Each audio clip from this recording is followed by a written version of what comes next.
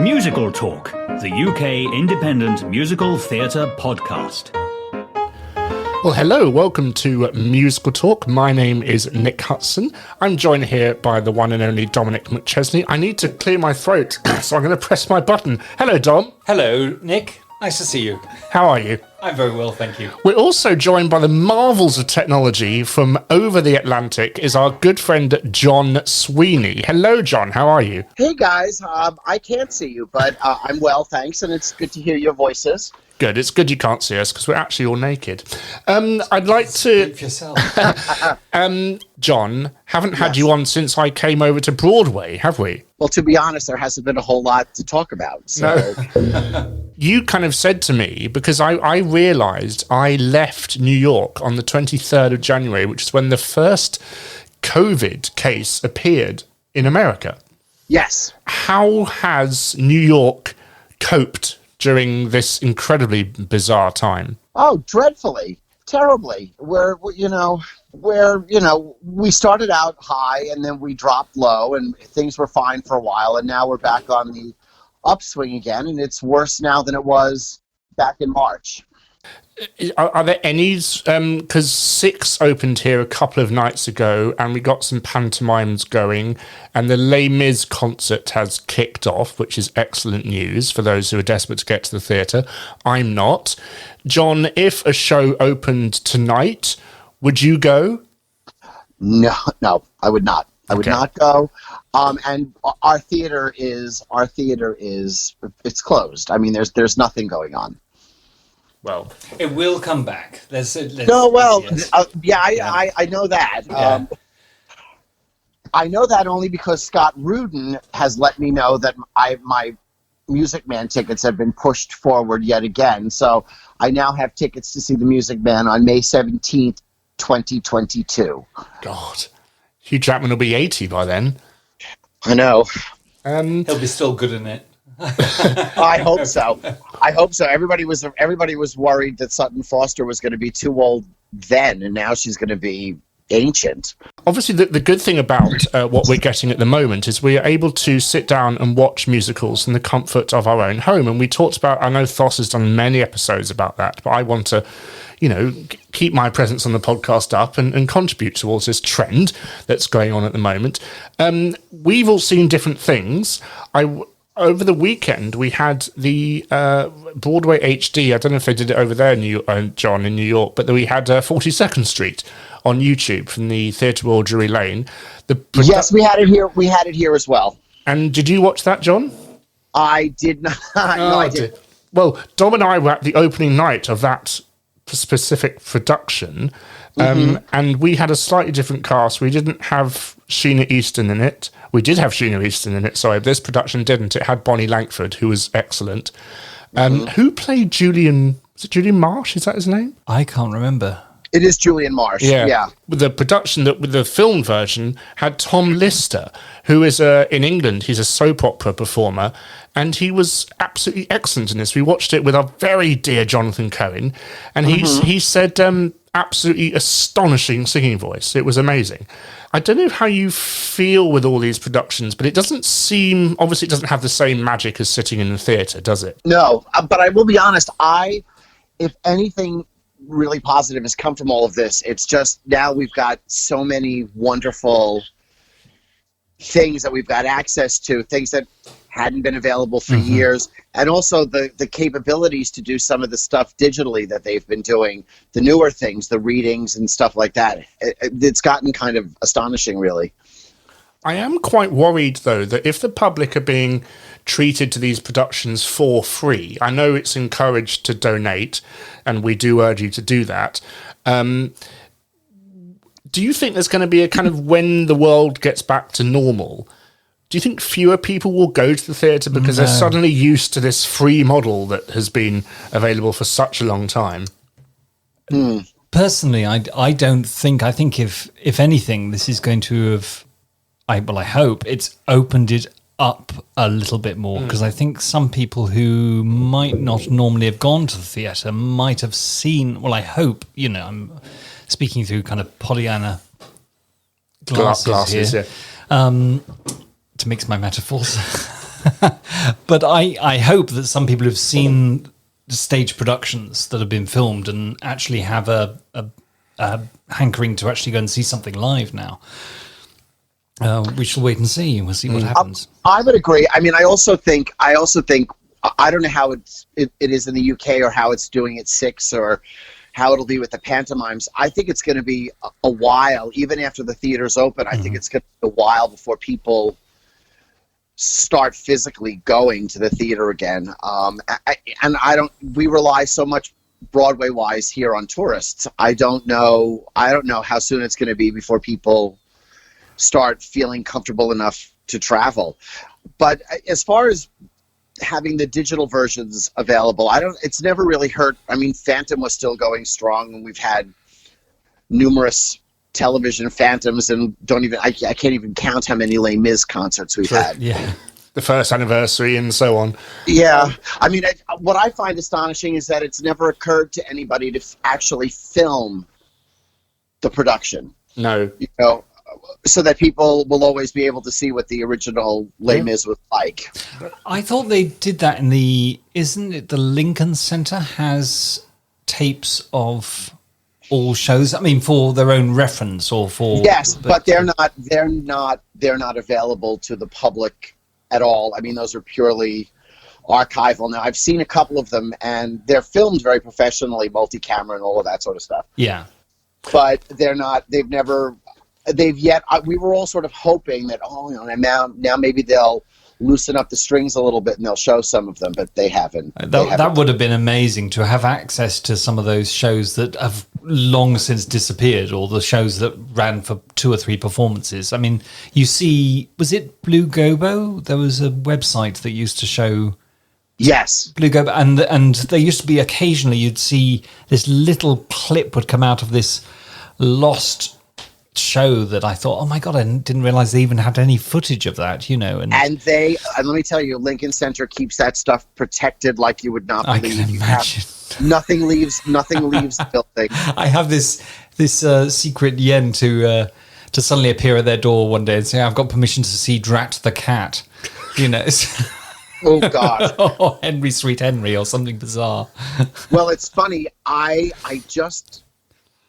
probably shouldn't even say this. I just got a copy of a capture of Man of La Mancha from 1973. Oh my God! With Richie Kiley, and Joan Diener, and it took me about 15 minutes before I realized it was in color. Oh, wow! Because the show's patina is brown and gray, but yeah. But I'm wondering if this was somehow snuck out of Lincoln Center because it's really early videotape.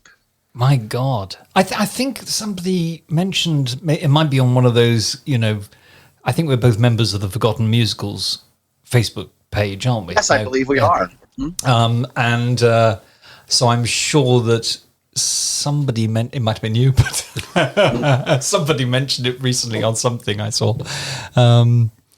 But yes, gosh. Well, I'm sure you and John can have many discussions about musicals and all that I've heard of. Nick. But, sorry. Don't apologise. Let's talk about 42nd Street. I enjoyed watching it, but obviously it didn't have the same, John, Dom and I were in the theatre, in the room when it happened. And I remember, do you mind me telling this story, Dom, that we were waiting outside the theatre and you casually got your gay app out and the app crashed. Well, I said it crashed. I like to think it did. But it was me being witty. What I did like about the film production was the costumes. And I never really notice costumes. Well, I do because they're there, but I never noticed the details. For example, in the Money song, We're in the Money, they had their lapels on their tuxedos were all made of dollar bills. And they had... their bow ties are made of scrumpled up dollar bills, which was quite nice. So you appreciate little details like that obviously no one in the audience, unless you're in the very front row, would get. I need to clear my throat again. Thank you for that, listeners. And you could really hear the band, which I know is a silly thing to say, but it's mixed so perfectly. You could hear every nuance. even dare I say every mistake, and you could hear it had a very, very, very high quality feel to it. And sadly, it's gone from YouTube now, but there is a clip, and it's on Andrew Lloyd Webber's wonderful effort, The Show Must Go On, that YouTube channel. And it does have the finale, I believe, for you to watch forever. And it is nice that you had 48 hours to watch the old 72 hours, whatever it was, for the weekend to watch this show, and then it was gone. You can buy it, of course. It is available on Broadway HD, and it's just nice that this show is there for the public to see if they want. Now, John and Dom have both seen something I haven't, which is On the 20th Century. Now, that was streamed recently, wasn't it? So I'll just turn my microphone fader down, and I'll let you two talk about that, shall I? I saw it. Yeah. Go ahead, Tom. I'm sorry. Oh, I was going to say, well, I saw it streamed there's an On the 20th Century Appreciation Society Facebook page, which is just dedicated to that one show. And they did a watch party of the recent revival with Christian Chenoweth and Gallagher. Peter Gallagher. Yes. So that was really interesting. And it's a show I hold very dear to my heart because I was in it in summer stock in the States back in the 80s. So I have a lot of You played dear the memories. train. I didn't play the train. I played the horse and the music man. But that wasn't a professional capture. That was a fan shot. Ah, right. Okay. So it's As completely far as illegal. I know, the only professionally filmed version that's out there is the Actors Fund performance, Right. which they filmed with multi cameras and I think I've got that. Was that Joanne Whalley played Letitia? Joanne Worley and Marin Mazzie and Douglas Sills.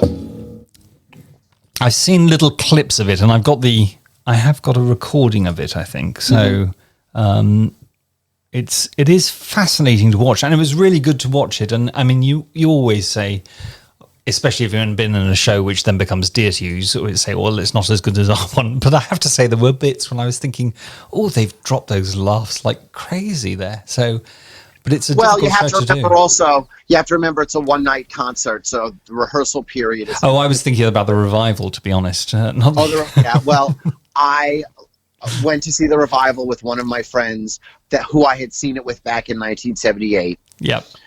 And, we both felt it was wonderful to revisit, but again, the magic wasn't there that we had the first time. And you could argue, I suppose, what's the magic? Was the magic the actual production, or is it 40 years of memories that you have about the show? Yeah. Now, who did you see play Lily originally? Did you see Madeline Kahn or Judy No, Kuhn? Judy Kay. I saw Judy Kay both times. Oh, right. Kahn barely made it past opening night. I think she did maybe the first month. Oh, and that was it. really? Oh, Yeah. that's interesting. I didn't realise that. I thought she'd done a bit longer because obviously she's immortalised on the album. So. Well, the story was she was not enjoying herself. She was having a terrible time, and apparently Hal Prince said to her, "You've got to give me a performance." And opening night, she gave, from what everybody says, was an absolutely spectacular performance. And he went up to her and said, "That's the performance that you need to give. That's the performance." And she looked at him and she said, "Well, you certainly don't expect I'm going to do this every night." Oh, Well, you should. She's an actress. And she was gone. I think I don't know what did her in, so I don't want to speculate. But yeah, she was gone, and Judy Kay took over, who of course was fabulous, but she wasn't the star. right. But then it made her a star afterwards, didn't it? So it kind of was her road to. It was her moment, her Shirley MacLaine, as it were. Yeah.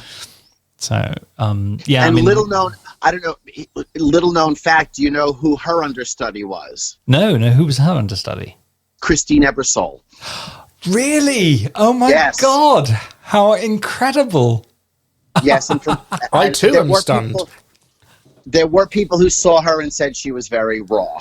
So Right. She must have been very young because, of course, then we had Julia Mackenzie over here. I mean, that's the show. It didn't.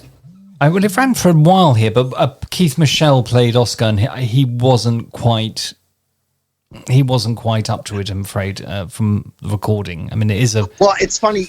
I'm sure you've heard the same recording that was just posted a couple of weeks ago. Yes. I couldn't wait to hear it because that London production was legendary. Yes. And, and it was sort of the production that got away. So I have to agree with you. I think Michel is a little bit past it. He's not quite...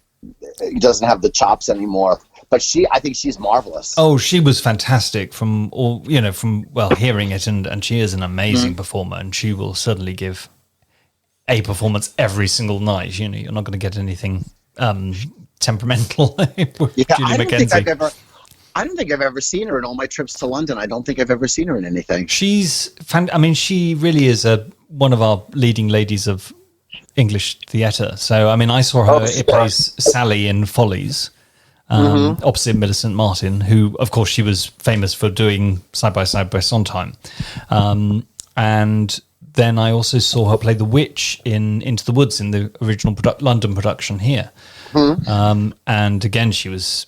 I've seen her play Mrs. Lovett as well. So, yeah, 3 Sondheims. I've seen her in 3 Sondheims. So. Could she do Mama Rose? Not now. No. Could she have done Mama Rose? Yes, she could have, I think. So I think she could have done. She had a very versatile singing voice. I think she would have been fine as Mama Rose. Yeah, I think she could do anything really that she... We just need to write the Marple musical, Dom, and get her in that. Marple musical has there been? No, there hasn't been. Marple cool. I'd like a filmed version of City of Angels, because it's the one show that I keep getting spited by, in the fact that we were meant to go whenever it was meant to open this year, weren't we, Dom? Yeah, with Vanessa Williams. Yeah, we had over here. I had friends who had tickets to see it the week you guys finally shut down. They were in London on their delayed honeymoon. Oh, and they had tickets. I think they had tickets to see City of Angels the night after everything shut down. Oh. Well. So they were thwarted as well. I've never seen it. I saw a college production, but I somehow missed it when it was on Broadway. Yeah, I missed it here as well, and it was one of those shows I had the chance to go and see, and I didn't, and I kind of kicked myself ever since, really. But I mean, I think if any, I mean, Jonathan Cohen talks about this as well. I think if anything that this lockdown or this event has taught us is, if you want to see something, book a ticket and see it, because you don't know what will happen to that show. I mean, hopefully we'll never be in this situation again, but really, especially when theatres start to open, if there's a show you want to see, don't delay, book today, and you too will be a theatre. Nick Hudson is sponsored by the West End Union. But yeah, I mean, because Dom and I kept saying, oh yeah, we'll see it next month when we can afford it, and just book it and see it. That's what credit cards are for, aren't they, John? Am I afraid to Mean Girls? I'd like to talk about a musical that we found on Disney Plus. Other streaming services are available, called Once Upon a Mattress, which I saw many years ago and sort of forgotten about. But then Dom and I sat down one evening and watched it. John, are you familiar with this quite amusing musical? I am not, unfortunately. I have seen the Carol Burnett production on DVD, and I saw the Tracy Ullman version, but I've not seen it. I've never seen it on stage. It's been filmed loads, hasn't it, Dom? It's been filmed quite a number of times, I think. So, but I've only ever seen the film version. I know both cast recordings, or there's 3 cast recordings I know, which is the original Carol Burnett, and then there was the London production, which had Jane Connell. Jane Connell, is that right? Yes.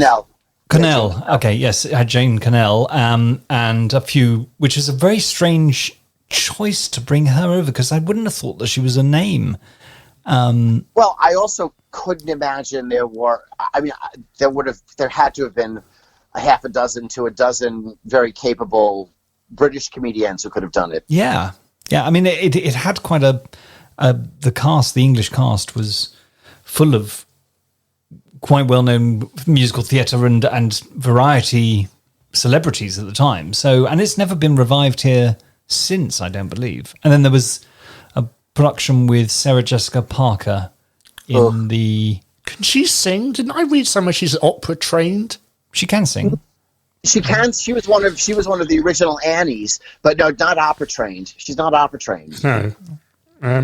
But she played Fred in the recent... Well, I say recent, probably 90s, I think. So, and a revival that was pretty roundly panned. I didn't. Yeah. Well, if you listen to the cast, if you listen to the cast recording, she doesn't nail a single laugh on the recording. And it's kind of shocking to me because she is a pretty funny performer. It is an odd cast recording because I remember listening to it and thinking there's something slightly unsatisfying about this. It's not. Does she play the evil queen, or does she plays Fred? No, she's Fred. Yeah, I mean Tracy Ullman was excellent, and we know her obviously from all I know her from is Simpsons fame, and she was just a name that I associated with the Simpsons because she had a show in America. Of course, you're too young. But to know and that's so funny, Nick, because she was the Simpsons to me were the fillers. I used to watch the show for her. Right. The Simpsons stuff was filler. And then she had a very unfunny sketch show here a couple of years ago, but she proved herself an excellent impressionist, and was it Judi Dench and Maggie Smith or something were spot on impressions. Yeah, her Judi Dench is fabulous. I've seen that. And then she's this amazing singer. Well, she was known in England for a comedy program called Three of a Kind, which was a sketch show which was to launch her, a chap called David Copperfield, and Lenny Henry, and her and Lenny Henry became I know who David big Copperfield stars. is. Not that David Copperfield. Oh, okay. I don't know who he is. And Lenny Henry and her, she went on to great things. I mean, Lenny Henry was already a star as well, but then she went to America, and then suddenly she's never been heard of in England for so long. But friends used to talk to him. Friends in America used to talk about Tracy Ullman. And I go, well, she was this big star in the 80s, but we've never seen her again.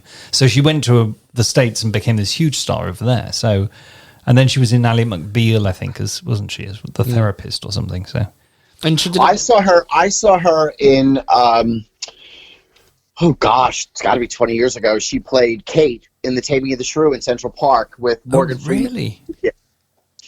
Oh wow. Yeah. I mean, she's extremely versatile. She's and she must have come back to England then now. So or probably who knows? Who knows where people are at this time of the world? World's an international place, but she was quite good as Fred. Actually, she was. But it was. I remember enjoying the television production very much. Yes, they cut out too much of the minstrel and the jester for my liking, and I didn't like the guy who played the king. And then they cut out We've Got an Opening for a Princess, which I thought was a big shame because it's one of my favourite songs because it's very funny. But I thought Zooey Deschanel. Zooey Deschanel, yes. That's right. I can't say her name properly. She was very good as Lady Larkin. I like the lyrics. I thought there's some excellent rhyming in there, which I always appreciate. Yes. Tell us about Mary Rogers, John. Well, there's not a lot to talk about. I mean, she obviously her family genes were very strong, and she wrote Once Upon a Mattress, and her big claim to fame was she was best friends with Stephen Sondheim. Okay, so it's in fact, Sondheim wrote the lyrics for her song "The Boy From," which is a takeoff on "The Girl from Ipanema." Oh, is that her song? Oh, yes. It was. They wrote that together for the Mad Show. Yes, she wrote the music. Okay. She wrote the music, and Sondheim gave her the lyrics. Oh, I see. That's very interesting. So she wrote review stuff as well. So the Mad Show and Once Upon a Mattress were probably her only hits, really, were they? Well, and then she also wrote the novel Freaky Friday, which okay, of course. If either of you are familiar with any one of the numerous Disney versions, yes, Disney versions, exactly. Well, I remember from the original, vice versa. So yes, of course, it is a take. Yes, it is a takeoff on vice versa, but I'm sorry. Go ahead. That was meant to be on Broadway, wasn't it? Freaky Friday. I don't know if they were going to bring it into New York or not. I mean, I know they filmed it actually. I haven't watched it yet, but I know it's on Disney Plus. Yeah. She also wrote the screenplay for the first film version of Freaky Friday. Oh, really? With Barbara Harrison. With Jodie Foster and Barbara Harris. Well, she's obviously a massive talent. She's no longer with us, is she, sadly? No, she passed away a few years ago. Yeah, it's amazing. You think the daughter of Richard Rodgers is now dead. Well, and of course, her son is Adam Gettle. Of course. Okay. Yes. Well, Melody's obviously skip a generation. Not all opinions expressed on Musical Talk are everybody's opinions. But that was the right one. You, Dom, have over the weekend. What did you watch? I revisited something I was very reluctant to revisit, but I thought I would do because my internet wasn't working. So, God, this is interesting. So I had to watch DVDs, and I brought out the DVD of 9. Now, when I first went to see it, I sat there seething that it wasn't like the stage show, even though I'd never seen the stage show, but I do know the cast recording very well. So I sat there going, why have they cut all this note, and why is she singing that, and this is wrong. The interesting thing was revisiting it and remembering that I hated it the first time round. I was terribly surprised at how much I enjoyed it. Really? Which was quite bizarre, because I knew it wasn't going to be like the stage show. So I was expecting it to be as horrendous as when I first watched it. And I knew that lots of songs were cut. And so I kind of had my heckles up. So I wasn't, my expectations were much lower this time round. And yes, there was much more to enjoy it the second time. I think Daniel Day-Lewis was completely wrong for Guido. But there was some wonderful performances in it, I think. Well, I haven't seen the film since I saw it the first time because I really didn't like it at all. Yeah. Has Dom made you want to watch it again, John? No. I would actually. I found the Blu-ray in like a cutout bin for $2.99, and I bought it just because it was $2.99. But no, I would agree with everything he said. There were a couple of numbers that I really enjoyed. Was it after Chicago for Rob Marshall or before? I think it was after. It was after. Yeah, because Chicago was the one that launched him. And 9, it just, there was so much. They just messed around with it so much. I mean, everything was, but like I said, there was some really wonderful performances. I think Marianne Cotillard. Don't ask me. Who, when she sings "My Husband Makes Movies," it was near perfection. I just thought this is so brilliantly understated and just so full of everything it needed to be full of. And yeah, she was wonderful. I thought Kate Hudson. Thank you. I thought Kate Hudson was terrific, and I thought Cinema Italiano was one of the better. Oh, numbers. That's the one I hated. Oh, really? I enjoyed it. It's over-edited. It's over-edited like all of Marshall's things, but I enjoyed it, and I loved Sophia Loren. Oh yes, no, that was beautiful. She was incredible. So, but I think with Cinema Italiano, I missed. I mean, I realised why they gave her that number, because they couldn't do the counterpoint section that she normally does in Folie Bergère, that character. Yeah. But the interesting thing was, when you're watching Folie Bergère, the thing that's missing is the counterpoint. Yes, I would totally agree. You're watching it going, oh my God, and I was trying to sing along with it, but I couldn't. And I don't think Judi Dench is well cast in that either. Well, she's playing the wrong character as well, isn't she? They've just offended so many British people, John, by saying... No, listen, not at all. Listen, I bow to no one in my adoration of Judi Dench. It's because of my love for her that I've not watched Cats yet. So. Oh, okay. It's my. I saw Cats, and you saw Cats, didn't you, Dom? I did, and yes, I hate myself for quite enjoying it. Anyway, moving on. Well, I don't want to move on. I want to talk about Cats. No, let's not. I haven't seen it yet. I have it, but I haven't watched it. So. What you should do, John, is watch it and record your thoughts every 20 minutes. Oh my gosh! That would be worth not hearing. Wow, thank you. You're welcome. Thank you for this little chat. I just wanted to kind of touch base with you all because this, as we know, this is such a weird time, but hopefully to quote a song, another Andrew Lloyd Webber song, there is light at the end of the tunnel. Dom? I was going to ask, John, obviously everything, the show's opening and shows coming in, and probably there's not very much news considering the situation, but is there a show that was on or that will continue, hopefully, or was meant to come in that you are looking forward to?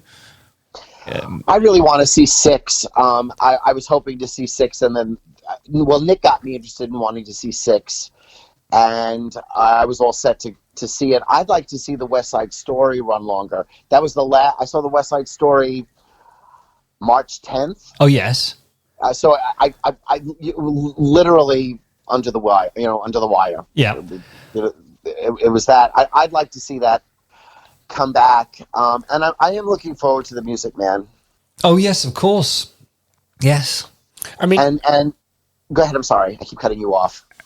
Have you heard any rumors of what might not come back, or what might be the first show to come back, if anything, John? Well, the big rumor is that Hamilton. Well, it's not a rumor, I guess, because they've announced it. Hamilton said they're going to start performances July 4th. Okay. Oh wow! Okay. Of 21. Okay. Whether that actually happens is another, it's another story. To me, it seems like they're cutting it awfully close to when the vaccines should be fully incorporated into everybody. But I don't know. Yeah. I had heard Phantom won't be back. Wow. Won't be back. Oh my God. Well, I mean, this is my thing. Any of the shows, this is just me speaking, I have no idea. Any of the shows that rely on tourists, I can't imagine they're going to be able to come back. Yeah. Because there won't be any tourists for a while. Yes. Well, it'll be very interesting. The Mousetrap was meant to open here, but then they realised, hang on, no one British actually goes to see the Mousetrap, so they didn't open it. Yeah, I don't think that's quite true. No, it wasn't. That's actually not what happened. So sorry, sorry, listeners. Are they going to reopen Mousetrap? They will reopen the Mousetrap. The Mousetrap will reopen. Yes. Good. I would imagine the overhead cost is nothing. Yeah. Well, exactly. They have redirected the show with social distancing in mind, and they've also redone the backstage area, so you don't have to. They planned to open in November, but they couldn't. So or October, I think it was. I wonder if the Woman in Black will also open, because I think the Woman in Black will open, because it's the thing about the Woman in Black is it's extremely low cost to run, because it's one set and it's 2 actors, so it's an extremely low cost show to run, and it's in a small theatre, the Fortune, which is very dear to my heart. We're veering back into drama talk here, but the only 2 plays I know are Woman in Black and the other one. But John, that was sort of playing in New York, wasn't it? Well, that was something else, yes, that I had wanted to see. They were doing an environmental production. Yeah. Site-specific. Punch Drunk. Site-specific production. Yeah. Of the Woman in Black. Yeah. Of the Woman in Black. So I was really kind of looking forward to seeing that. And it was going to open I believe it was going to open in the fall. Oh, that's interesting. Gosh, Nick, I had forgotten all about that. You just reminded me of that.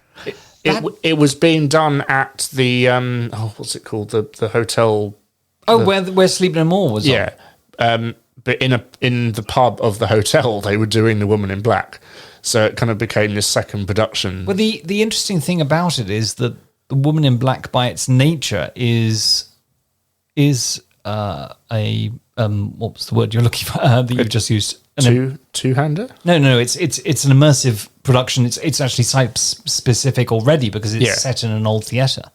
So even when you see it at the Fortune, it is site specific because it's set in the Fortune Theatre. So now I think Punch Drunk do amazing things. I mean, I saw Sleep No More when I was in the States, in New York. And that was an incredible show. I mean, it had a bit too much dance for me, but I didn't mean to say that with so much vitriol there. A bit too much dance. For What me. was that, Don? Was that Sleep No More? You said? Yes, that's right. Yes, Yeah, I haven't seen that. it is incredible. Yeah.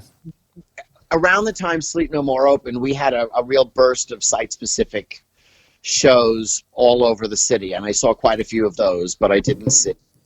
Oh, it is highly worth seeing if it's still running. It is quite special. I mean, like I said, it's a little bit too much dance, and I think they could have. And they've had mask wearing for ages, so They have, but it's the top half. They don't actually do the bottom half. they could switch it round.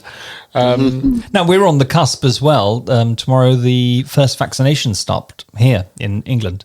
So When is that, tomorrow? Yes, in the UK. Sorry, not England. That's exciting. No. Yeah. We have to wait and see. We have to wait and see who's going to profit the most over here before anything actually happens. Yes. Well, wishing you lots of best of luck over there and all the rest of it. Yes, the same to you guys. What a nice Thank you. surprise on a Monday afternoon. Yes, indeed. It was lovely to finally speak to you. Yes, you too, Tom. Yeah. and it's recorded forever, Dom. There you go. There we go. Sounds excellent. Good. John Sweeney, thank you very, very much for joining us, and hopefully we will be back seeing shows soon, whether it's on Broadway or the West End and everywhere else. Don't forget there I are hope so. lots of other venues, and we will have you on again if there's any news. Dominic McChesney, thank you very much. A pleasure. Thank you very much. My name's Dick Hudson, and I will speak to you soon. Thank you. Bye, guys. Bye. For more information about Musical Talk, please visit our website at musicaltalk.co.uk. You can email us at feedback@musicaltalk.co.uk, listen to past episodes on iTunes and YouTube, and follow our social media channels on Facebook, Twitter, and Instagram.